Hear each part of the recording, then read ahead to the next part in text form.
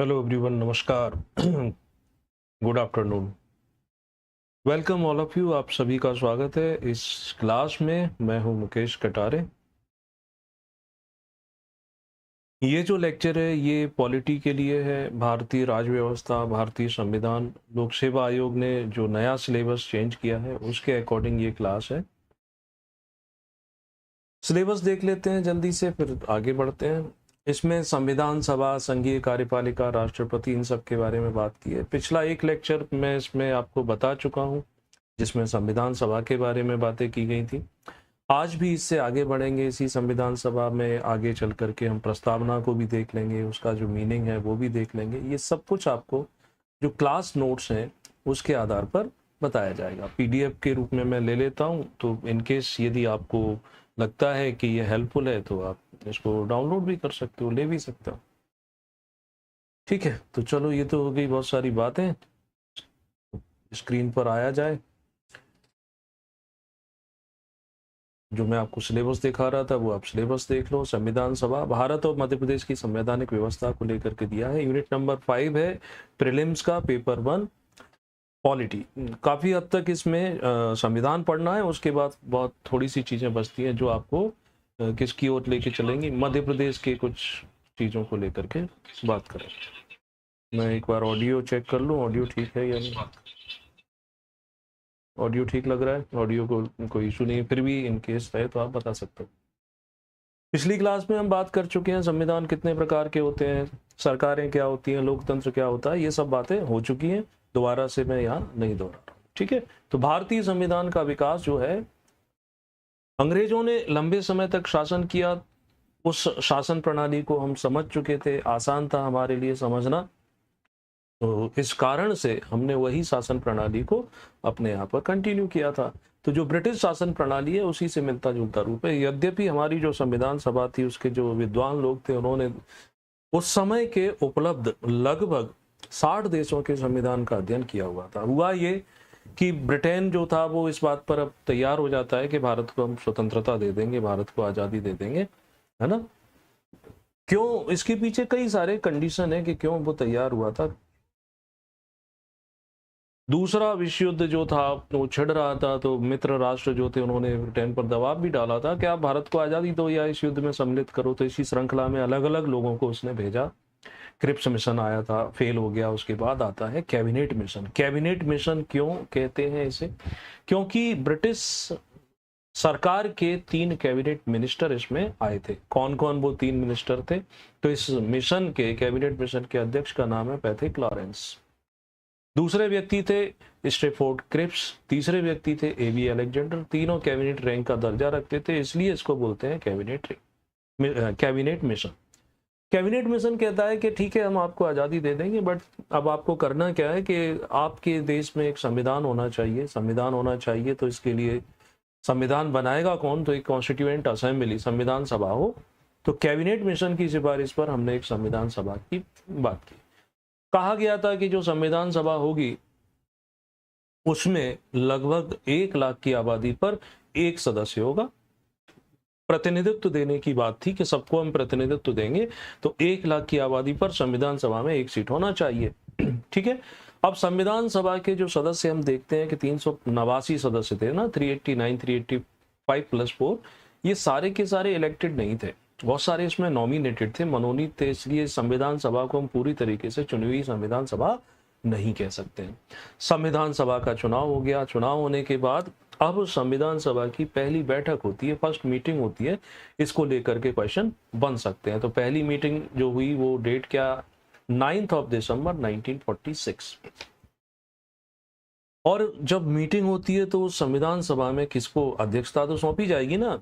तो सौंपने के लिए जो उस समय एक बुजुर्ग व्यक्ति थे, वयोवृद्ध थे, डॉक्टर सच्चिदानंद सिन्हा, वो इसके अध्यक्ष बनाए गए। अस्थायी थे कि अस्थायी अध्यक्ष हैं। अब आगे चल करके व्यवस्था जब ठीक से चलेगी तो उस समय स्थायी अध्यक्ष हम बना लेंगे। ठीक है, दूसरी बैठक जो है संविधान सभा की बुलाई गई।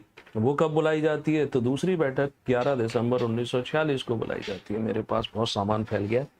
कब बुलाई जाती है? 11 दिसंबर 1946 को बुलाई जाती है। यहाँ क्या तय किया गया? यहाँ पर तय ये किया गया कि अब हमारी संविधान सभा का एक स्थायी अध्यक्ष होना चाहिए। तो स्थायी अध्यक्ष कौन बनाए गए? डॉक्टर राजेंद्र प्रसाद। डॉक्टर राजेंद्र प्रसाद वो व्यक्ति हैं जो भारत के पहले राष्ट्रपति बने, और वो व्यक्ति भी हैं जो एकमात्र व्यक्ति जो 2 बार भारत के राष्ट्रपति रह चुके हैं, क्योंकि किसी भी व्यक्ति को दूसरी बार राष्ट्रपति बनने का अवसर भारत में तो नहीं मिला। हालांकि भारत में राष्ट्रपति कितनी बार बन सकते हैं, इस बात को लेकर के संविधान सभा में हमारे संविधान में कोई रोक नहीं है। कोई भी व्यक्ति कितनी बार राष्ट्रपति बन सकता है, लेकिन परिस्थितियां ऐसी रही हैं कि किसी व्यक्ति को दोबारा चुनने का अवसर नहीं मिला है। अमेरिका में राष्ट्रपति के चुनाव चल रहे हैं, वहां का संविधान ये कहता है कि कोई भी व्यक्ति सिर्फ 2 कार्यकाल, 4 साल का 4 ईयर का एक टर्म होता है, एक, और दूसरी बार आप फिर 4 साल के लिए हो सकते हो, इससे ज्यादा नहीं हो सकते हो। हमारे देश का संविधान ऐसा नहीं कहता है, फिर भी एक ही व्यक्ति को 2 बार राष्ट्रपति बनने का अवसर मिला। तो डॉक्टर राजेंद्र प्रसाद जो हैं वो संविधान सभा के स्थायी अध्यक्ष बने। अब देखो, यहाँ नए न्यू कमर जो न्यू एस्पिरेंट्स रहते हैं उनके लिए है ये पॉइंट कि देश को आज़ादी तो मिलेगी 1947 में, और हमारा संविधान लागू होगा 1950 में। तो 47 से 50 के बीच का शासन कैसे चलेगा? ये बात आप जानते हैं ना कि संविधान के हिसाब से ही पूरी शासन व्यवस्था संचालित होती है। अब जब शासन व्यवस्था संविधान के हिसाब से संचालित होती है, तो इन 3 सालों में क्या हुआ होगा? ये जो संविधान सभा बन गई है ना, अब यही देश की संचालन व्यवस्था करेगी। तो 2 काम करती थी संविधान सभा। क्या काम करती थी कि एक तो संविधान बनाने का काम कर रही है। जब संविधान बनाने का काम कर रही है, तब उसके अध्यक्ष कौन होंगे? डॉक्टर राजेंद्र प्रसाद। और जब यह एक इंटरिम संसद के रूप में भी काम करती थी, इंटरिम संसद जैसे अंतरिम संसद बोलते हैं, अस्थायी संसद कह सकते हैं, तब इसकी अध्यक्षता कौन करते थे? तो जीवी मावलंकर करते थे। गणेश वासुदेव मावलंकर इनका नाम था। तो ये पॉइंट भी आपका क्लियर हो जाना चाहिए। संविधान सभा हो गई, बैठक हो गई, अब उसके अध्यक्ष चुन लिए, स्थायी अध्यक्ष आ गए। तब बात आती है कि आखिर हमारा ऑब्जेक्टिव क्या है, उद्देश्य क्या है संविधान सभा का? उद्देश्य क्या है? तो इसलिए यहाँ पर क्या किया गया? उद्देश्य प्रस्ताव रखा गया। उद्देश्य प्रस्ताव किसने रखा? तो उद्देश्य प्रस्ताव किसने रखा? वो रखा मिस्टर जवाहरलाल नेहरू ने। कब रखा? तो 13 दिसंबर 1946 को रखा। अब ये जो ऑब्जेक्टिव प्रपोजल था, इसमें बताया गया कि आखिर हमारी संविधान सभा क्या करेगी, हमारा उद्देश्य क्या है, हम कैसे काम करेंगे। तो इस उद्देश्य प्रस्ताव पर विचार हुआ, और विचार होने के बाद संविधान सभा ने इसको स्वीकार किया।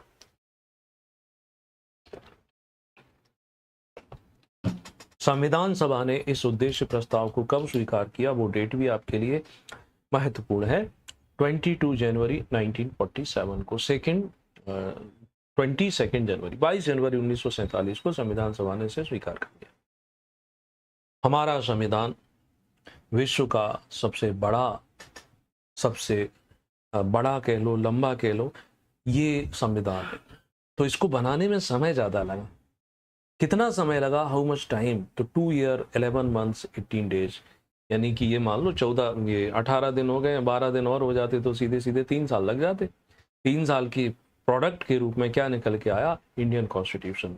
फिर यहाँ पे क्वेश्चन मार्क लग जाते हैं मुख्य परीक्षा में, या आप कभी डिबेट में पार्टिसिपेट करते हो वहां पर लग जाते हैं कि भारत का संविधान क्या मौलिक संविधान है, मौलिक फंडामेंटल है? नहीं, हमारा संविधान मौलिक नहीं है, क्योंकि हमने विभिन्न देशों के संविधान में जो चीजें उपस्थित थी वो हमने अपने संविधान में रखी हुई है। मौलिकता का अभाव है, इस आधार पर इसकी आलोचना की जाएगी, आलोचना करेंगे मुख्य परीक्षा की क्लास में। 2 साल 11 महीने 18 दिन के समय लगने के बाद संविधान बनकर तैयार हो गया। ये डेट मोस्ट इंपोर्टेंट है 26 नवंबर 1949। इस दिन को हम किस रूप में आज मना लेते हैं? सोशल मीडिया पे बड़े मीम चलते हैं ना, मैसेज चलते हैं, संविधान दिवस के रूप में मना लेते हैं। यानी इस दिन हमारा संविधान बन करके तैयार हो गया। ठीक है भाई, संविधान आपका बन के तैयार हो गया, वेरी गुड। अब आगे क्या? संविधान बन के तैयार हुआ, लागू करेंगे, इसको एग्जीक्यूट करेंगे। एग्जीक्यूट किया जाता है 26 जनवरी 1950 को। तो माइंड में फिर प्रश्न आता है कि भैया ये 26 जनवरी को क्यों आप लागू कर रहे हो? जो चीज आप चाहिए थी वो आपको 26 नवंबर को मिल गई है, अब इंतजार क्यों कर रहे हो दिसंबर जनवरी 2 महीने? तो ये सिंबॉलिक, चूंकि हमारे देश में जब राष्ट्रीय आंदोलन चल रहा था, तब 26 जनवरी 1930 को पहला स्वतंत्रता दिवस मनाया गया था। एक सिंबल के रूप में। तो उस दिन को, उस दिन की याद में, है ना भाई, हम कोई डे, कोई उसमें सेलिब्रेशन करते हैं तो वैसे ही इस दिन की याद में क्या किया जाता है कि हमारे संविधान को इस दिन लागू किया जाता है। लेकिन लेकिन क्या लेकिन 3 प्रावधान जो हैं हमारे संविधान के, वो इसी डेट को एग्जीक्यूट कर दिए गए थे। कौन कौन से? निर्वाचन की व्यवस्था, दूसरा नागरिकता संबंधी प्रोविजन, सिटीजन संबंधित, और तीसरा है अंतरिम संसद, है ना, ऐसी अंतरिम संसद है, मैं और एक बार कंफर्म कर लूँ, ये उसी समय लागू कर दिए गए। आगे चलते हैं। ये आलोचना वाली जो बातें हैं वो मुख्य परीक्षा में चलेंगी कि कुछ आधार पर कुछ लोग कहते हैं कि ये क्या है, उधार का थैला है, अपना खुद का नहीं है, किसी दूसरे से ले रखा है, अमेरिका से लिया, ब्रिटेन से लिया, आयरलैंड से लिया, रूस से लिया, जापान से लिया, फ्रांस से लिया, यानी विभिन्न देशों से कुछ ना कुछ लिया है। उधार का थैला सही, कुछ भी सही, लेकिन फिर भी हमने उनको अपनी परिस्थितियों के हिसाब से बदल करके लागू किया। अब ये बात ध्यान देना, हो सकता है ये बात कुछ लोगों को चुभ जाए कि संविधान, आज राजनेता कहते हैं ना कि डॉक्टर अंबेडकर ने संविधान बनाया। अरे 389 लोग थे, 389 लोग थे जिनकी मेहनत का परिणाम है ये संविधान, किसी एक व्यक्ति का नहीं। एग्जाम के पॉइंट ऑफ व्यू से अब आपसे पूछ लिया जा सकता है कि ये संविधान का जो प्रोविजन है वो किस देश के संविधान से लिया गया, यानी अलग अलग देशों से जो हमने चीजें ली हैं, तो वो सरसरी तौर पर देख लेते हैं। जहां समझाने लायक होगा मैं उसको यहीं एक्सप्लेन कर दूंगा, ज्यादा टाइम लेगा तो मैं थोड़ा सा अगली क्लास के लिए पोस्टपोन कर दूंगा कि जब वो टॉपिक आएगा तब हम समझेंगे। जैसे ब्रिटेन से, यूनाइटेड किंगडम, ब्रिटेन से हमारे संविधान में कौन कौन सी बातें आई। सबसे पहली बात आती है पार्लियामेंट्री फॉर्म ऑफ गवर्नमेंट, संसदीय शासन प्रणाली। 2 प्रकार की शासन प्रणालियां आधुनिक लोकतंत्र में चलती हैं। एक होता है पार्लियामेंट्री फॉर्म ऑफ गवर्नमेंट, संसदीय शासन प्रणाली। यहाँ पर अधिकार जो हैं संसद के पास और संसद के द्वारा पीएम और प्लस जिसे हम कैबिनेट कहते हैं, इन मंत्रियों के पास होते हैं। दूसरा होता है जिसे प्रेसिडेंशियल फॉर्म ऑफ गवर्नमेंट कहते हैं, या सरल शब्दों में बोले अध्यक्षात्मक शासन प्रणाली कहते हैं। इसमें सारे अधिकार ना वहाँ के राष्ट्रपति के पास होते हैं, संसद वहाँ भी होगी मगर पावरफुल राष्ट्रपति होता है, जैसे कि यूनाइटेड स्टेट्स ऑफ अमेरिका। तो ब्रिटेन में जो सिस्टम है वही सिस्टम हमने अपने देश में रखा है। हमारा राष्ट्रपति जो है औपचारिक प्रमुख है, वास्तविक रियल हेड जो है वो काउंसिल ऑफ मिनिस्टर होती है, कैबिनेट रहती है, पीएम होता है। तो संसदीय शासन प्रणाली जो है तरीका, वो हमने कहाँ से लिया हुआ है? ये हमने ब्रिटेन से लिया है। नेक्स्ट इसमें लिखा है कि मंत्री परिषद का सामूहिक उत्तरदायित्व, collective responsibility of council of minister. ये क्या है? ये ऐसे समझ लो कि जो संसद है, संसद में जिसका बहुमत होता है उसकी सरकार होती है। अब उसकी सरकार कब तक रहेगी, यानी जो मंत्री हैं या प्रधानमंत्री हैं वो संसद में, लोकसभा में अगर कोई विधेयक रखते हैं विधेयक, तो विधेयक वो पास होना चाहिए। अगर वो विधेयक खारिज हो जाता है, कैंसिल हो जाता है, तो पूरी सरकार को इस्तीफा देना पड़ेगा। कहने का मतलब इतना सा है कि अगर लोकसभा में किसी एक मंत्री के खिलाफ कोई प्रस्ताव पास हो जाए, या मंत्री किसी ने अपना कोई विधेयक प्रस्तुत किया है और वह पारित ना हो जाए, वो फेल हो जाए, तो पूरी की पूरी मंत्री परिषद की जिम्मेदारी होती है, यानी सबको त्यागपत्र देना होगा, किसी एक व्यक्ति की नहीं होती है। तो इसे बोलते हैं कलेक्टिव रेस्पॉन्सिबिलिटी। राष्ट्रपति का औपचारिक रूप से प्रमुख होना ब्रिटेन से लिया गया है। आप कह सकते हो कि ब्रिटेन में तो राष्ट्रपति होता ही नहीं है, ये फैक्ट तो गलत है। हाँ, फैक्ट तो गलत है, लेकिन फिर भी जब हम एग्जाम में बैठेंगे तो हमें थोड़ा सा समझनी पड़ेगी ये बात कि देखो, ब्रिटेन में जो है राष्ट्रपति तो नहीं होता है, लेकिन वहां पर होता कौन है? वहां पर राजा या रानी होता है, और राजा और रानी ब्रिटेन में औपचारिक हैं, नाम मात्र के हैं, उनके पास विशेष शक्तियां नहीं है। तो उसी के अनुरूप है हमारे यहाँ का राष्ट्रपति का पद। तो औपचारिक यानी फॉर्मल हेड के रूप में इसको हम रखते हैं। रियल पावर, वास्तविक शक्तियां काउंसिल ऑफ मिनिस्टर में है, COM काउंसिल ऑफ मिनिस्टर के पास है। ब्रिटेन में भी है, हमारे देश में भी। कानून निर्माण की प्रक्रिया, या और अच्छे शब्दों में लिखें विधि निर्माण की प्रक्रिया, यानी लॉ मेकिंग जो प्रोसेस है वो प्रक्रिया वैसी ही है जैसे कि ब्रिटेन में। वहां पर भी विधेयक प्रस्तुत किए जाते हैं, दोनों सदनों से पास होते हैं, उसके बाद राष्ट्रपति के पास जाते हैं, वो हस्ताक्षर कर देता है, वो अपने राजा के पास भेजता है, वो साइन कर देता है। वही प्रक्रिया हमने रखी हुई है। लोकसभा में स्पीकर का पद, उस पद के अधिकार वो वैसे ही हैं जैसे कि ब्रिटेन में मिले हुए हैं। ब्रिटेन में एकल नागरिकता चलती है, कोई भी सिटीजन है ब्रिटेन का नागरिक है, तो ऐसा नहीं होता है कि उसके राज्यों की नागरिकता हो या किसी अन्य देश की नागरिकता हो। उसी तरीके से हमारे देश में भी एकल नागरिकता का प्रावधान है। इस एकल नागरिकता के प्रावधान को आप ध्यान देंगे कि हमारे जो करेंट लीडर ऑफ अपोजिशन जो है, उनकी नागरिकता को लेकर के कोर्ट में केस चल रहा है डॉक्टर सुब्रमण्यम स्वामी के द्वारा। नागरिकता वाला चैप्टर फिलहाल उसमें से निकाल दिया गया है हमारे सिलेबस में से, नहीं तो इसको और ज़्यादा डिटेल में पढ़ते आप देखोगे तो इसमें पूरे सिलेबस में कहीं सिटीजनशिप की बात नहीं की है। हाँ, दूसरे एग्जाम में अगर आप अपियर होते हैं MPPSC को छोड़ करके, तो जरूर नागरिकता वाले उस चैप्टर को कर लेना चाहिए। चाहे आप MPSI देते हैं, SSC देते हैं, रेलवे के किसी एग्जाम में अपियर होते हैं, जरूर कर लेना चाहिए। सांसदों के विशेष अधिकार, special privilege of member of parliament. विशेष अधिकार से मतलब ऐसे समझ लो कि सांसद संसद के अंदर कोई भी बात कह सकता है, किसी की भी आलोचना कर सकता है, उस पर कोई केस नहीं चलाया जाएगा। आप आज यहां पर किसी की आलोचना करते हो, किसी ऐसे तथ्य रख देते हो जो सही नहीं है, गलत बोल देते हो, तो आपके खिलाफ मानहानि का केस होगा, सजा होगी। राहुल गांधी के साथ भी ऐसा ही हुआ था, अरविंद केजरीवाल के साथ तो ऐसा कई बार हुआ। अरविंद केजरीवाल शुरुआत में कागज पुलंदा दिखाते थे कि मेरे पास इसके खिलाफ सबूत हैं, ये चोर हैं, वो भ्रष्ट हैं। उनके ऊपर लोगों ने केस कर दिए तो माफीनामा देकर प्रस्तुत करते थे। लेकिन अभी आप इन्हीं अरविंद केजरीवाल की स्ट्रेटजी समझो कि ये बाहर ओपनली कुछ नहीं बोलते हैं, लेकिन जब दिल्ली असेंबली का सत्र चलता है तो ये अनर्गल बातें भी करते हैं। तो विधानसभा के अंदर ये अनर्गल बोलते हैं, उनके खिलाफ कोई केस नहीं हो सकता, क्योंकि वो उनका स्पेशल एक विशेष अधिकार मिल जाता है। विधायकों के भी होते हैं, ऐसे ही सांसदों के होते हैं। जैसे कि किसी क्रिमिनल के किसी केस में गिरफ्तारी से पहले स्पीकर की परमिशन लेनी होगी, संसद सत्र चल रहा है तो उसके कुछ समय पहले बाद तक अरेस्ट नहीं कर सकते। ऐसी बहुत सी बातें आएंगी जो हम सांसद जब पढ़ेंगे तब समझेंगे। तो ब्रिटेन से मोटे तौर पर जो चीजें ली गई वो तो हो गई ये। और दूसरा राष्ट्र अमेरिका, इसे USA भी बोल देते हैं। USA क्यों बोल देते हैं? क्योंकि ये 50 राज्यों का समूह है, यूनाइटेड स्टेट्स ऑफ अमेरिका। 50 राज्यों के बीच समझौता होकर के अमेरिका की उत्पत्ति हुई। हमारे यहाँ हमारे जो राज्य हैं, केंद्र शासित प्रदेश हैं, उनमें समझौता नहीं हुआ है। वो तो पानी में जैसे चीनी घुल जाती है वैसे घुले हुए हैं। ये 50 राज्य कभी भी सेपरेट हो सकते हैं, इनके बीच में ट्रीटी है, समझौता है। हालांकि सालों हो गए, अलग कभी नहीं हुए, क्योंकि मिलकर के कई फायदा है।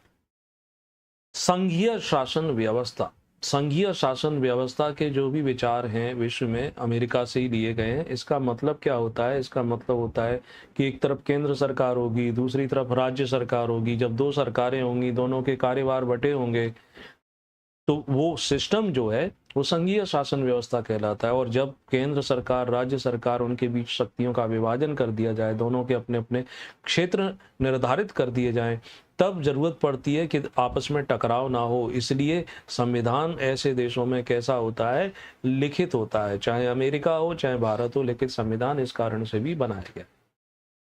अमेरिका में संविधान की सर्वोच्चता वाला क्लॉज चलता है, हमारे देश में भी चलता है। हालांकि अमेरिका में संविधान की सर्वोच्चता के साथ साथ न्यायिक सर्वोच्चता भी है। हमारे देश में न्यायिक सर्वोच्चता नहीं है, संविधान की सर्वोच्चता है। संविधान में जो है वो आप कर सकते हो, संविधान में जो नहीं है वो नहीं कर सकते हो। लेकिन संसद को अधिकार है कि संविधान में संशोधन कर सकती है। कई बार संशोधन हो चुका है ना। इस संविधान में जितना चाहे उतना संशोधन कर सकते हैं। संविधान संशोधन के टॉपिक में डिटेल में बात करेंगे। नेक्स्ट, स्वतंत्र न्यायपालिका। जुडिशरी जो है वो इंडिपेंडेंट है, स्वतंत्र है। तो ये प्रावधान अमेरिका से ही भारत ने लिया है। हमारी जुडिशरी तो बहुत स्वतंत्र है, आप देख ही सकते हो। सुप्रीम कोर्ट, हाई कोर्ट, इनका जो मन करता है वो करते हैं, ना इनकी अकाउंटेबिलिटी है। आप देखो कि डिस्ट्रिक्ट कोर्ट किसी व्यक्ति को सजा देता है, हाई कोर्ट उस फैसले को बदल देता है, हाई कोर्ट का फैसला सुप्रीम कोर्ट बदल देता है। अधिकांश केसों में यही होता रहता है। एक कोर्ट ने जो आदेश दिया उसको दूसरा कोर्ट पलट देता है। एक जज की जो बेंच है उसके फैसले को दो जजों की बेंच पलट देती है, दो के को चलता रहता है। स्वतंत्र न्यायपालिका है। और ज्यादा कुछ बोलोगे तो आपके खिलाफ कंटेम्प्ट ऑफ कोर्ट लग सकता है। नेक्स्ट है न्यायिक पुनरावलोकन, जुडिशियल रिव्यू जिसे कहते हैं। जुडिशियल रिव्यू का मतलब ये हुआ कि कोई भी कानून बनाया जाता है तो न्यायालय उसकी समीक्षा भी कर सकता है। दूसरी बात, न्यायालय अपने द्वारा दिए गए फैसलों को भी रिव्यू कर सकता है, वो उसमें चेंज भी कर सकता है, उसमें सुधार भी कर सकता है ना। ये चीजें जुडिशियल रिव्यू में आता है। इसीलिए समय समय पर उन फैसलों में संशोधन होता रहा है। कहाँ पहले संपत्ति के अधिकार को मौलिक अधिकार में रखते थे, सालों साल चलता रहा, बाद में उसको चेंज कर दिया। फंडामेंटल राइट, मौलिक अधिकार जिस भी देश में हैं वो अमेरिकी संविधान से ही लिए गए हैं। फंडामेंटल राइट अलग अलग देशों ने अपनी सहूलियत के हिसाब से रखे, लेकिन आधार वही है। तो हमारे देश में जो मौलिक अधिकार हैं वो बहुत ब्रॉड हैं, विस्तृत हैं। स्रोत अमेरिका। राष्ट्रपति का पद नाम, राष्ट्रपति चूंकि ब्रिटेन में तो होता नहीं है, अमेरिका में होता है, इसलिए हमने अपने राजा का नाम राष्ट्रपति रख दिया है। राजा वंशानुगत होता है, हमारा राष्ट्रपति जो है वंशानुगत नहीं होता है। लेकिन अमेरिकी राष्ट्रपति को जितने अधिकार हैं उतने हमारे राष्ट्रपति को नहीं है। राष्ट्रपति को पद से हटाने के लिए जो प्रोसेस है, इम्पीचमेंट, महाभियोग की प्रक्रिया, ये भी हमने अमेरिकी संविधान से ली हुई है। संविधान संशोधन करते समय कुछ ऐसे संशोधन हैं जिनमें राज्यों की भी सहमति चाहिए, राज्यों की विधायिका का भी समर्थन लेना पड़ता है, कम से कम आधे। तो ये प्रावधान भी अमेरिकी संविधान से लिया है। और भी कुछ आपको याद आए तो ऐड ऑन करते जाओ, जोड़ते जाओ। कभी भी आपके पास नए फैक्ट हैं जो सही है उनको भी जोड़ के पढ़ लो। आयरलैंड से क्या लिया गया है? आयरलैंड से लिए गए हैं राज्य के नीति निर्देशक तत्व, directive principle of state policy, भाग 4 में लिखे हैं। राज्यसभा में सदस्यों का जो मनोनयन का प्रावधान है 12 सदस्यों का, ये भी आयरलैंड के संविधान से लिए गए हैं। कनाडा के संविधान से हमने लिए हैं संघीय व्यवस्था। तो संघीय व्यवस्था तो थोड़ी देर पहले पढ़ा दी कि अमेरिकी संविधान से लिए गए, अब आप पढ़ाने लगे हो कि कनाडा के संविधान से लिए गए। हाँ भाई, अमेरिकी संविधान से तो संघीय व्यवस्था ली है, लेकिन हमारा संघ अमेरिका के जैसा नहीं है, क्योंकि अमेरिका में 50 राज्यों के बीच में संधि हुई, समझौता हुआ, और वो संधि समझौता है वो कभी भी तोड़ करके वो राज्य अपने आप को स्वतंत्र घोषित कर सकते हैं। अमेरिका में जो संघीय व्यवस्था है वहाँ राज्यों को अलग होने का कोई अधिकार नहीं है। वैसा ही हमारा भारत है, भारत में जो राज्य हैं वो अलग नहीं हो सकते, इसलिए ये कनाडा के जैसी है। केंद्र के बीच, राज्यों के बीच शक्तियों का विभाजन, जैसे पुलिस जो है राज्य का विषय है, तो वो जनसंख्या जो है वो केंद्र का विषय है। तो ऐसे शक्तियों का जो डिवीजन करने का जो कान है, प्रावधान है, कनाडा से लिया। ऑस्ट्रेलिया से हमने समवर्ती सूची ली है। हमारे पास 7वीं अनुसूची में 3 लिस्ट हैं। एक जिसे हम बोलते हैं संघ सूची, संघ सूची में जो लिखा है उस पर कानून बनाने का अधिकार सिर्फ केंद्र को, संसद को होता है। दूसरी होती है राज्य सूची, राज्य सूची में जो लिखा है उस पर कानून बनाने का अधिकार राज्यों की असेंबली को होता है। और तीसरी होती है कॉन्करेंट लिस्ट, समवर्ती सूची, इसमें जो दिया गया है, जो विषय दिए गए हैं उन पर कानून बनाने का अधिकार केंद्र को भी है, राज्यों को भी है। दोनों में टकराव हो तो केंद्र का कानून मान्य। जापान से लिया गया है आर्टिकल 21। आर्टिकल 21 हम पढ़ेंगे फंडामेंटल राइट में, ये जीवन से संबंधित है ना, तब डिटेल में देख लेंगे। साउथ अफ्रीका, दक्षिण अफ्रीका के संविधान से संविधान संशोधन करने की प्रक्रिया ली गई है। और पूर्व सोवियत संघ जो आज रशिया के नाम से रह गया है, उसमें से राज्य कई देश अलग हो गए, वहां से हमने लिए हैं फंडामेंटल ड्यूटीज, मौलिक कर्तव्य। और जर्मनी से लिया है हमने आपातकालीन प्रावधान, भाग 18 में जो दिए गए इमरजेंसी प्रोविजन जर्मनी के वाइमर कॉन्स्टिट्यूशन से। तो ये थोड़ी देर का काम है कि अलग अलग देशों से क्या क्या प्रावधान लिए गए हैं, कर लो, इसमें कोई समस्या नहीं है ना। ऐसा नहीं कि अरे ये तो आपने आउट ऑफ सिलेबस बता दिया। भाई आउट ऑफ सिलेबस कुछ नहीं है सब सिलेबस का ही पार्ट।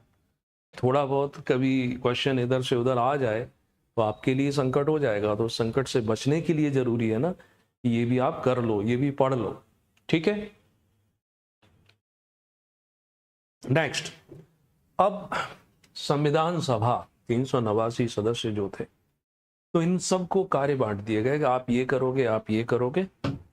कामों का जो बंटवारा किया गया, तो वो कार्यों का बंटवारा यानी समिति व्यवस्था, कमेटी बनाई गई।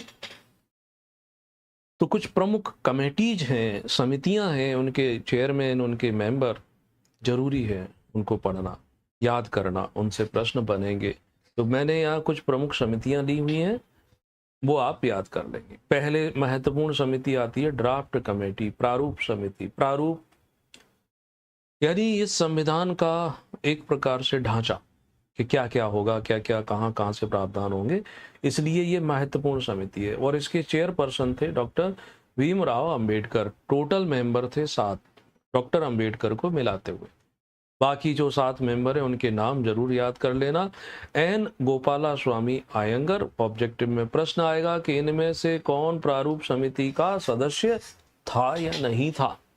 ओके, तो गोपाला स्वामी Iyengar, Alladi Krishna Swami Ayyar, K M Munshi, S M Saadulla, N Madhavrao, T T Krishnamachari. ये लास्ट में 6 और 7 नंबर पर 2 नाम लिखे हैं। ये 2 सदस्य पहले नहीं थे, ये बाद में आए। बी एल मित्रा ओरिजिनली थे, इनके स्थान पर लिया गया एन माधवराव को। डी पी खेतान जो थे उनके स्थान पर लिया गया टी टी कृष्णमचारी को। ठीक, तो प्रारूप समिति महत्वपूर्ण है। इसके बाद अगली जो समिति है उसका नाम है संघ शक्ति समिति, यूनियन पावर कमेटी। संघ यानी केंद्र, शक्ति यानी केंद्र के पास क्या क्या शक्तियां होंगी, तो उसके लिए किसके विचार होंगे, कौन विचार विमर्श करेगा, तो जवाहरलाल नेहरू की अध्यक्षता में यह समिति बनाई गई थी। ऐसे ही आता है संघीय संविधान समिति, फेडरल कॉन्स्टिट्यूशन कमेटी। तो केंद्र के संबंध में संविधान में क्या क्या प्रावधान होंगे उसके अध्यक्ष भी मिस्टर नेहरू को बनाया गया। प्रांतीय संविधान समिति यानी प्रोविंशियल, राज्यों की जो बात करते हैं, उसके अध्यक्ष थे हमारे लौह पुरुष डॉक्टर सरदार वल्लभ भाई पटेल। कोई बता सकता है कि वल्लभ भाई पटेल को सरदार की उपाधि जो है किसने दी थी? ये सरदार थोड़ी थे, गुजराती थे। सरदार की उपाधि इन्हें किसने दी थी? क्या इंसिडेंट है? कोई कमेंट करके बताना चाहे तो मोस्ट वेलकम। नेक्स्ट, अल्पसंख्यक और मौलिक अधिकार समिति, फंडामेंटल राइट माइनॉरिटीज। इसके भी अध्यक्ष जो थे वो कौन थे? डॉक्टर ये सरदार वल्लभ भाई पटेल, इनको अध्यक्ष बनाया गया। ओके, नेक्स्ट एक कमेटी और, झंडा समिति। झंडा समिति के अध्यक्ष थे आचार्य जीवी कृपलानी। और संविधान सभा के सलाहकार थे संवैधानिक सलाहकार डॉक्टर वी एन राव। ये भी बहुत महत्वपूर्ण व्यक्ति थे। तो किसी ने बताया नहीं कि सरदार की उपाधि किसने दी थी। सरदार की उपाधि वारदोली की महिलाओं ने दी थी, शायद मैं श्योर नहीं हूँ, वैसे श्योर ही हूँ। हो गया, ये संविधान सभा बन गई। विभिन्न देशों से जो क्या क्या लेना था वो भी ले लिया, और ये कमेटियां थी वो भी याद हो गई। अब जो संविधान हमारा बना और आज के समय संविधान कहाँ है, थोड़ा सा कंपैरिजन कर लेते हैं।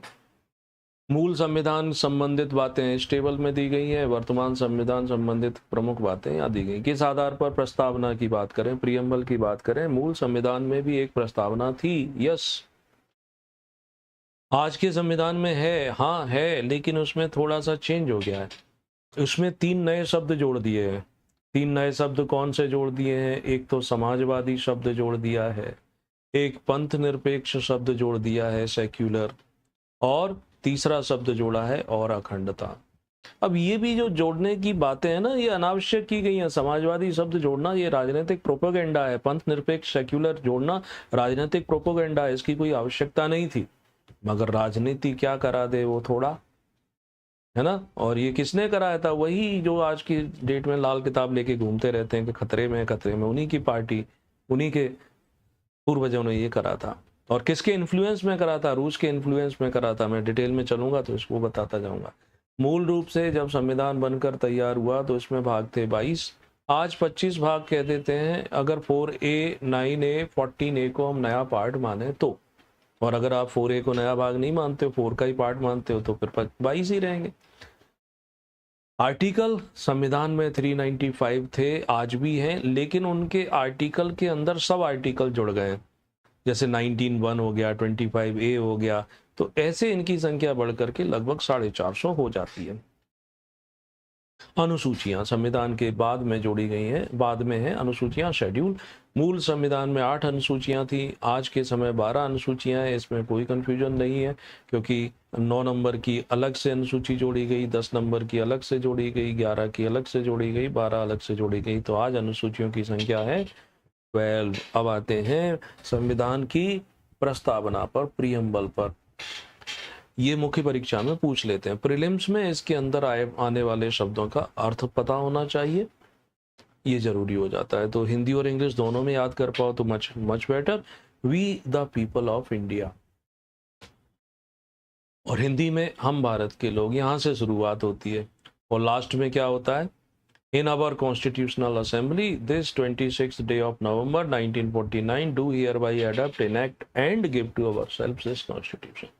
यानी आज दिनांक 26 नवंबर 1949 ईस्वी को एतद द्वारा संविधान सभा को अंगीकृत, अधिनियमित और आत्मार्पित करते हैं। तो सबसे पहले यहाँ समझ लो कि प्रस्तावना अनाउंसमेंट करती है। प्रस्तावना कहती है कि we the people of India, हम भारत के लोग, having solemnly resolved to constitute India into a sovereign, socialist, secular, democratic republic and to secure all citizens। यानी भारत को ये अनाउंस करते हैं कि क्या बनाना चाहते हैं, तो भारत को बनाएंगे संपूर्ण प्रभुत्व संपन्न, sovereign.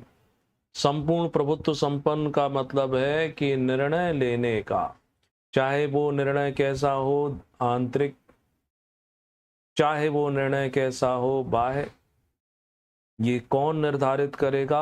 We the people of India, शुरुआत में लिखा है ना, हम भारत के लोग निर्धारित करेंगे कि हमें किस देश से कैसे संबंध रखने हैं। हमारे इजराइल से मधुर संबंध होंगे या आतंकवादी संगठन हिजबुल्लाह और हमास से, ये सरकार तय करेगी, ये हम लोग तय करेंगे। ठीक है ना? तो सोवरेन का मतलब ये होता है संपूर्ण प्रभुत्व संपन्न। किसको बना रहे हैं? भारत को। भारत, ये समाजवादी शब्द बाद में जोड़ा गया, समाजवादी शब्द बाद में जोड़ा गया, इसका कोई स्पष्ट अर्थ पूरे संविधान में नहीं लिखा है। हुआ क्या था, ये जोड़ा गया था 42nd अमेंडमेंट 1942 के द्वारा, जिसे मिनी कॉन्स्टिट्यूशन कहते हैं। यूएसएसआर के साथ हमारी मित्रता ज्यादा थी उस समय, हमारा दोस्त। जब दूसरा विश्व युद्ध समाप्त हुआ तब एक संगठन बन गया NATO, North Atlantic Treaty Organisation. America, यानी कुछ देश अमेरिका की लीडरशिप में उसके पास चले गए, और दूसरा यूएसएसआर बड़ी शक्ति था तो एक संगठन इनके साथ बन गया। हमारे नेताओं ने सोचा तात्कालिक, ना हम इसके साथ जाएंगे ना उसके साथ जाएंगे, हम तो अपना अलग। तो नॉन अलायंस मूवमेंट जो है उसके पार्ट बने रहे हम। धीरे धीरे फिर क्या हुआ, हमारी मित्रता पूर्व सोवियत संघ से बढ़ने लगी। सोवियत संघ जो है ये कैसा देश है? ये साम्यवादी है, कम्युनिस्ट वाले लोग हैं, तो साम्यवादी अर्थव्यवस्था वाला देश है। तो ये क्या है कि इनका मतलब है कि संसाधनों पर आपका अधिकार, प्राइवेट प्रॉपर्टी नहीं होता है, यहाँ पर सबका अधिकार होता है।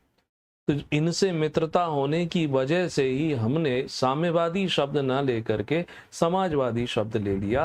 यानी ये हम पूरी तरीके से यूएसएसआर जैसे नहीं है, लेकिन विचार तो यही थे। अब ये अर्थ बताया जाता है समाजवादी का कि भाई धन और संपत्ति का एकत्रीकरण नहीं होगा, सबको समान अवसर मिलेंगे। ठीक है? तो एक तो वो लाल किताब वाले भाई साहब का कि जिसकी जितनी आबादी उसका उतना हक, उस पे आ जाओ, देखते हैं क्या होता है। वैसे उनका जो सुझाव है ना, उनको वो सुझाव छोटे पहले एक स्तर पे लागू करना चाहिए, फिर पूरे देश में लागू कर दो यदि आपके परिणाम अच्छे आते हैं। कर्नाटका में आपकी सरकार है, आप कर्नाटका में पहले इसको लागू करके दिखाओ, उसके रिजल्ट आपके राज्य में अच्छे आते हैं तो पूरे स्टेट में कर सकते हो। आपकी हिमाचल में सरकार है, वहां भी कर सकते हो। एक साथ पूरे देश पे करोगे और फिर संभाल ना पाए तो क्या होगा? तो नहीं, हम ना कर्नाटका में करेंगे ना हिमाचल में करेंगे। नेक्स्ट आगे बढ़ते हैं। सेक्युलर, पंथ निरपेक्ष शब्द भी बाद में जोड़ा गया। कुछ किताबों में आप पढ़ लेते हैं कि धर्म निरपेक्ष लिखा है, नहीं, धर्म शब्द नहीं जोड़ा गया, पंथ निरपेक्ष शब्द जोड़ा गया। जरूरत नहीं थी इसकी, जोड़ दिया गया है। इसका अर्थ ये होता है कि हमारे राज्य धर्म का विरोध नहीं करता, यानी देश धर्म का विरोध नहीं करता है। व्यक्ति की अपनी मान्यता है, वो किसी भी धर्म को माने, लेकिन विरोध नहीं करता है तो किसी व्यक्ति को धर्म का पालन करने से रोकता भी नहीं है। तो वो ये कहता है सर्वधर्म समभाव, यानी हम सभी धर्मों के प्रति समान आदर सम्मान रखेंगे। सेक्युलर, पंथ निरपेक्ष का मतलब ये है। यहाँ पर फिर आप अगर महसूस करते हैं कि राजनेता फिर यहाँ पर गड़बड़ी कर देते हैं, क्या गड़बड़ी कर देते हैं, वो इसकी व्याख्या अपने अपने ढंग से करते हैं सेक्युलर वर्ड की। इफ्तिखार पार्टी होती है उनके लिए वो सेक्युलर है, लेकिन गणेश पूजा होना वो सेक्युलर नहीं, वो कम्युनल हो जाता है। नेक्स्ट, हम भारत को क्या बनाने जा रहे हैं, क्या बनाने का अनाउंसमेंट करते हैं प्रियम्बल में, we the people of India, Bharat को लोकतंत्रात्मक डेमोक्रेटिक, डेमोक्रेसी का मतलब क्या होता है कि हम अपने चुने हुए प्रतिनिधियों के माध्यम से अपनी सरकार चलाएंगे, है ना। डेमोक्रेसी का मीनिंग बताया था ना आपको अब्राहम लिंकन के उस फेमस कोटेशन के द्वारा, we the people of India, sorry we the people of India नहीं, government of the people, by the people, for the people, जनता का जनता के लिए, जनता द्वारा शासन। ठीक है, तो डेमोक्रेटिक व्यवस्था होगी। फिर आते हैं गणराज्य, रिपब्लिक बोलते हैं इसको। रिपब्लिक, इसका मतलब ये हुआ कि हमारा देश जो है, हमारे देश का जो मुखिया होगा, जो प्रमुख होगा, वो कैसा होगा, वह हेरिडिटरी सिस्टम यानी आनुवांशिक नहीं होगा। ये कैसे आएगा, निर्वाचन से आएगा। आनुवांशिक से मतलब है कि एक दादा के पास सत्ता थी, फिर उसके पास पिता के पास आई, पिता के बाद पोते के पास आई, ऐसा तो नहीं होना चाहिए ना, निर्वाचन से होना चाहिए ना। तो प्रमुख कौन होता है हमारे देश का, राष्ट्रपति। तो इसलिए हर बार नया व्यक्ति राष्ट्रपति बनता है बाई इलेक्शन। ब्रिटेन डेमोक्रेटिक है मगर गणराज्य नहीं है, रिपब्लिक नहीं है। क्यों? क्योंकि उनके देश का प्रमुख वहां के राज परिवार, राजा या रानी होते हैं, वो वही परिवार चल रहा है और वही चलेगा। चाइना अपने नाम के आगे लिख सकता है कि द रिपब्लिक ऑफ चाइना। क्यों? क्योंकि उनके देश का भी हेड आनुवंशिक नहीं होता है, बाई इलेक्शन से आता है। डेमोक्रेसी वहां पर है कि नहीं है अलग बात। तो ये जो घोषणाएं की गई कि भारत को हम ये बनाएंगे और भारत के नागरिकों को क्या करेंगे, तो उनको हम कुछ न्याय देंगे। 3 प्रकार के न्याय हैं, सामाजिक, आर्थिक और राजनीतिक। राजनीतिक न्याय का मतलब होता है कि आप फ्रीली किसी भी व्यक्ति को वोट कर सकते हो, आप स्वयं चुनाव लड़ सकते हो, आप किसी भी राजनीतिक संगठन का निर्माण कर सकते हो, आप किसी राजनीतिक संगठन के सदस्य हो सकते हो। आर्थिक न्याय से मतलब ये होता है कि व्यक्ति को, आर्थिक न्याय का ये अर्थ तो बिल्कुल नहीं होता है कि किसी धनी व्यक्ति की संपत्ति लेकर गरीबों में बांट दो, या जो कमाता है अपने बुद्धि बल विवेक से उससे पैसा लेकर मुफ्त में बांट दो। आर्थिक न्याय का मतलब है आपको अपॉर्चुनिटी मिलेंगी, आगे बढ़ने की अवसर समान होंगे, आर्थिक रूप से अवसर मिलेंगे। और सामाजिक न्याय का मतलब है स्त्री पुरुष, बच्चे, ट्राइब्स या जो उस चीज को लेकर किसी भी प्रकार का कोई भेदभाव नहीं किया जाए। उसके बाद फिर स्वतंत्रताएं दी गई हैं 5 प्रकार की। प्रियम्बल में कहा गया है विचार की स्वतंत्रता है, अभिव्यक्ति की स्वतंत्रता है, विश्वास की स्वतंत्रता है, धर्म की स्वतंत्रता है, उपासना की स्वतंत्रता है। अब अभिव्यक्ति की स्वतंत्रता का दुरुपयोग, अभिव्यक्ति की स्वतंत्रता का मतलब क्या होता है, इसका मतलब देखो, ये अलग अलग ढंग से निकालते हैं, लेकिन एक पढ़े लिखे व्यक्ति को, एजुकेटेड पर्सन को समझना पड़ेगा कि अभिव्यक्ति का मतलब है हम अपने राष्ट्र हित में, अपने देश हित में, अपने समाज हित में अपनी अभिव्यक्ति कर सकते हैं। ऐसी अभिव्यक्ति नहीं कर सकते जिससे आपके राष्ट्र का नाम खराब हो, जिससे आपके देश के लिए समस्याएं हो। अब एक व्यक्ति जाता है विदेश में, वहां जाकर के 4 लोगों के बीच में, ऐसे सांसदों के बीच में बैठ जाता है जो भारत विरोधी एजेंडा चलाते हैं, और वहां जाकर के वो झूठे सच्चे आरोप लगाता है कि भारत में एक समुदाय को कड़ा नहीं पहनने दिया जाता है, गुरुद्वारे में नहीं जाने दिया जाता है। ये तो झूठ है ना सरासर। उसने तो झूठ बोला, लेकिन सबसे बड़ी बात है उसके बावजूद कि यहाँ की सरकार क्या कर रही थी। जब इस तरीके से कोई विदेश में जाकर के झूठ बोलकर आता है और इतने रेस्पॉन्सिबल पर्सन पर है, तो आप एक्शन नहीं ले पाते हो, तो उससे ज्यादा तो आप में कमी। चलो, ये 5 प्रकार की स्वतंत्रताएं देने की बात करता है प्रस्तावना। प्रतिष्ठा और अवसर की समता देने की बात की गई है, व्यक्ति की गरिमा, राष्ट्र की एकता और अखंडता सुनिश्चित करने की बात की गई है। तो बंधुता बढ़ाने के लिए, भाईचारा बढ़ाने के लिए कौन, we the people of India, हम भारत के लोग दृढ़ संकल्प होकर आज दिनांक, और उसका जो विक्रम संवत में लिखा है ना, मिति मार्ग शीर्ष शुक्ल सप्तमी संवत 2006 विक्रमी को एतद द्वारा इस संविधान को क्या करते हैं, अंगीकृत करते हैं। यानी ये संविधान हमारे भारत जैसे शरीर का, भारत देश जैसे शरीर का अंग हो गया है। अधिनियमित करते हैं, यानी ये कानून हो गया है, ये कोई मॉरल उपदेश नहीं है कि नहीं मानोगे, नहीं नहीं मानेंगे भी, पालन भी करेंगे और दंड भी मिलेगा। और फिर क्या करते हैं, आत्मार्पित करते हैं। संविधान बनाया, जाकर किसको अर्पित करने चले जाएं, ब्रिटेन वालों को? स्वयं को ही तो अर्पित करेंगे। आत्म मतलब स्वयं को अर्पित करते हैं। ये थी प्रियम्बल। प्रियम्बल के अंतर्गत आने वाले शब्द, उन शब्दों का मीनिंग। नेक्स्ट, इसी से जुड़ी हुई चीजें समझ लो कि प्रस्तावना जो है मोर और लेस मिस्टर नेहरू ने जो ऑब्जेक्टिव प्रपोजल प्रस्तुत किए थे उस पर आधारित है। इस प्रस्तावना को संविधान का दर्शन कहते हैं। फिलॉसफी ऑफ कॉन्स्टिट्यूशन मीन्स हमें ये पढ़कर पता चल जाता है कि हमारे संविधान में आखिर सोच क्या है, थिंकिंग क्या है। ठीक है, दर्शन मतलब एक तरीके से किसी कार्य को करने का ढंग भी कह सकते।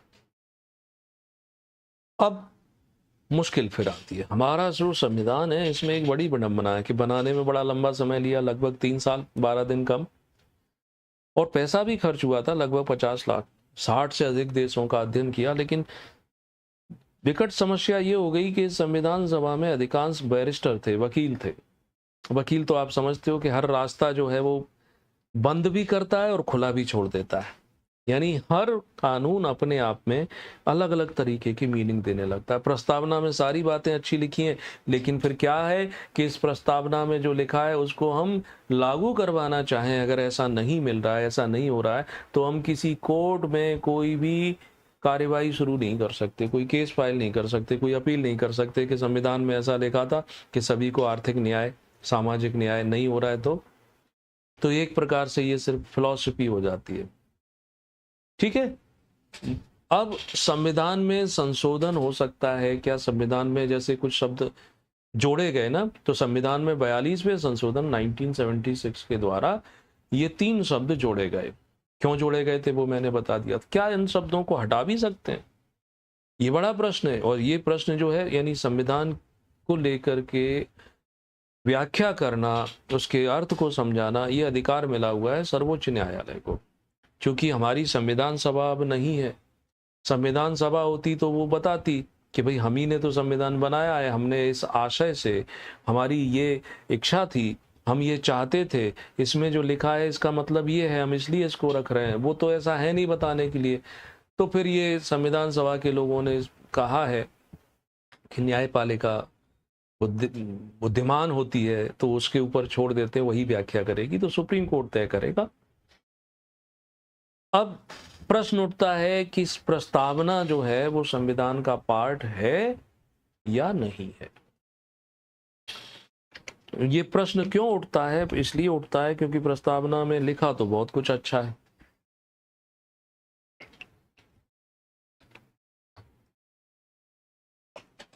लेकिन जब जनता के मिलने की बात आती है तो वो मिलता नहीं है, क्योंकि कानूनन हम उसको इनेक्ट नहीं करवा सकते। तो इसको लेके प्रकरण पहुंचा 1960 में सुप्रीम कोर्ट में, जिसे वेरूवारी केस के नाम से जानते हैं। तो सुप्रीम कोर्ट ने कहा कि प्रस्तावना, प्रियम्बल संविधान का भाग नहीं है, ये संविधान का हिस्सा नहीं है। ठीक है भैया, नहीं है, चलो जो लिखा है अब वो नहीं मिलेगा, सरकार दे दे तो मेहरबानी। आगे चल करके फिर बहुत ही प्रमुख केस है केशवानंद भारती। तो केशवानंद भारती वाले केस में सुप्रीम कोर्ट ने अपने ही फैसले को पलट दिया, जैसा वो एज यूजुअल करता है। तो सुप्रीम कोर्ट ने ये मान लिया है कि नहीं, प्रस्तावना तो संविधान का अंग है, बल्कि प्रस्तावना तो क्या है, मूल ढांचा है। क्योंकि इस केस में सुप्रीम कोर्ट ने एक नया वर्ड दिया है, मौलिक ढांचे। संविधान का मौलिक ढांचा, उससे कोई छेड़छाड़ नहीं कर सकता। तो ये तो मूल ढांचा है, तो ये क्या हो गया, उसका पार्ट हो गया। आगे के कुछ केसेस में भी सुप्रीम कोर्ट ने इसी फैक्ट को रिपीट किया है। जैसे 1995 में LIC versus consumer education and research centre के बीच में जो केस था, उसमें भी उसने, सुप्रीम कोर्ट ने बोला है कि preamble is an integral part of the Indian constitution, ये हिस्सा है। अब ऑब्जेक्टिव आ जाए कि बताओ प्रस्तावना संविधान का भाग है कि नहीं, तो आप बोलेंगे yes, it's part of in our constitution. कैसे? सुप्रीम कोर्ट की रूलिंग के अनुसार। ठीक, ये हो गया।